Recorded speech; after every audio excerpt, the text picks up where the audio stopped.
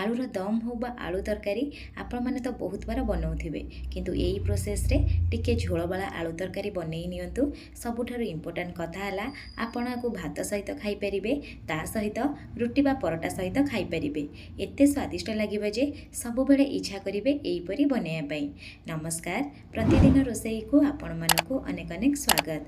आपण मानक जदि वीडियोटी पसंद आसीबो लाइक करेंगे, शेयर करेंगे, ता सहित चैनल रे नुआ थिले सब्सक्राइब करेंगे। आ गोटे छोट अनुरोध, वीडियो को मूलरू लास्ट जाए देखंतु। प्रथमे आम कौन करवा आलू को टिके बॉयल कर नवा। मुझे छोट आलूर व्यवहार करी, आपड़ चाहिए बड़ आलू नहीं पारे। एबे कौन करना अल्प टिके पानी दबा, पानी देकी कभर कर नवा। कभर करके मीडियम फ्लेम रे गोटे हुइसिल आसीबा जाए छाड़ीदबा। बेसी आलू को सिझेबेनी, जस्ट गोटे हुइसिल आसीबो से तापर फ्लेम को ऑफ करदेवे, टिके जस्ट ठंडा करने। मुझे 5 ରୁ 10 मिनट पर आलू को गोटे प्लेट रे काढ़ी नहीं। एबे कौन करवा ना सबू आलूर चोपा को छड़ाई नवा। जदि आप ये आलू को बेसी सिझे नेबे ताले तरकारी रे फिटिजिब आ ग्रेवी टोटाली मोटा हो खायापाई एते टेस्ट आसबनी। एबे सबू आलू को छड़ाई सारा पर गोटे साइड रखी नवा। चलतु प्रथमे टिके आलू को फ्राए करवा। से गोटे कड़ई बसई, कड़ई रे देदबा 1 ରୁ 2 ଚାମଚ तेल। तेल जितेबाला गरम हो जो आलू को आप चोपा छड़ाई रखी ना सबू आलू को देदेवे। दे सारा पर फ्लेम को मीडियम रखिए। मीडियम फ्लेम रे प्रथमे कौन करेंगे 1 ରୁ 2 मिनिट जे भाजी नेबे। भाजी नहीं सारा पर स्वाद हिसाब रे लुण देबे, ता सहित अल्प टिके हलदी गुंड देदेवे। एतिक जिनस दे सारा पर आपण कौन करेंगे ना फ्लेम को सेमती मीडियम रखि 2 ରୁ 3 मिनिट प्रथमे भाजी नेबे।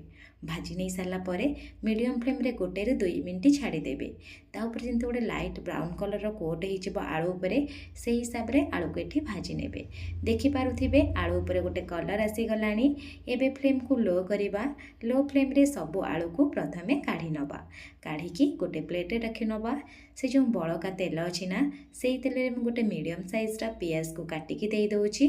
आपण जदि चाहिए किछि गोटा गरम मसला मध्य दे परिबे। केवल एठी मु पियाज यूज करिछि।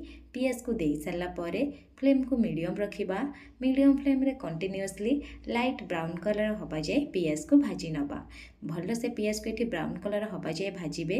जिते ब्राउन कलर हवा जाए पियाज को भाजबे ना तरकारी टेस्ट सेते भल आसीबो। आ पियाज टोटाली मसला सहित मिसीजिवो। देखिपारुथिबे पियाज रा कलर चेंज हो गलानी। एबे आमे 1 ଚାମଚ अदा रसुण कंचा लंकार छेचा दबा। गोटे कथा ध्यान देबे, एठी बटा मसला किछि भी यूज करिवेनी, छेचिकी देबे। देखिबे तार टेस्ट टिके अलगा रहिबो। एबे कौन करवा ना सबु जिनस को पाखापाखि 1 ରୁ 2 मिनिट कषि नवा। कषि सारा पर अल्प टिके पानी दबा।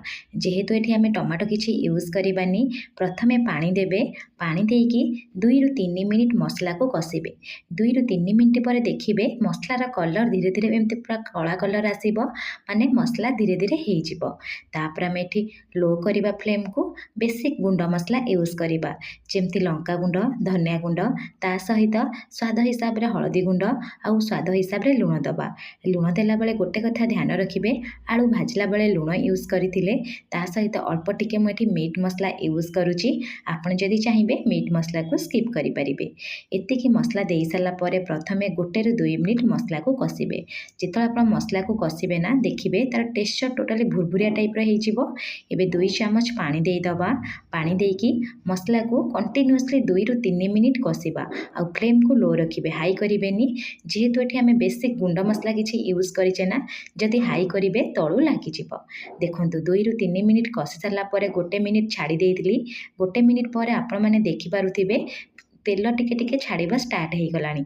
आ मसलार साइनिंग देखंतु, साइनिंग मध्य धीरे धीरे आसलानी। एबे स्वाद बढ़ाई तरकारी मु 1 ଚାମଚ टमाटो केचप दउची। मुझे अलग अलग यूज करिछि टमाटो केचप आ दही को। आपण जदि चाहिए एका समय 1 ଚାମଚ टमाटो केचप ता सहित खटार टेस्ट आसापी 1 ଚାମଚ दही दे पारिबे। जदि चाहिए दही को स्किप करिकी आधा चामच एठी चाट मसला मध्य दे पारिबे। जेहेतु एठी हमें टमाटो यूज करिने ना, सेथिपाई टिके जस्ट खटार ସ୍ୱାଦ ଆସିବା ପାଇଁ ମୁଁ ଦହି ୟୁଜ୍ କରିଛି। ଆପଣଙ୍କୁ ଯଦି ଖଟା ସ୍ୱାଦ ପସନ୍ଦ ନୁହେଁ ଆପଣ ଏସବୁକୁ ସ୍କିପ୍ କରିପାରିବେ। ଏବେ ଆମେ କ'ଣ କରିବା ନା ସବୁ ଜିନିଷ ଦେଇସାରିଲା ପରେ ଟିକେ ମିଶାଇ ନେବା। ମିଶାଇ ସାରିଲା ପରେ ଭାଜିକି ରଖିଥିବା ଆଳୁକୁ ଦେଇଦେବା। ଆଳୁକୁ ଦେଇସାରିଲା ପରେ ମସଲା ସହିତ ଆଳୁକୁ କଣ୍ଟିନ୍ୟୁଅସ୍ଲି 2ରୁ 3 ମିନିଟ୍ କଷିବେ, ଯେମିତି ଆଳୁ ଭିତରକୁ ନା ମସଲାର ସ୍ୱାଦ ଯିବ ଆଉ ଖାଇଲା ବେଳେ ଫିକା ଫିକା ଭିତରୁ ଜମା ବି ଲାଗିବନି।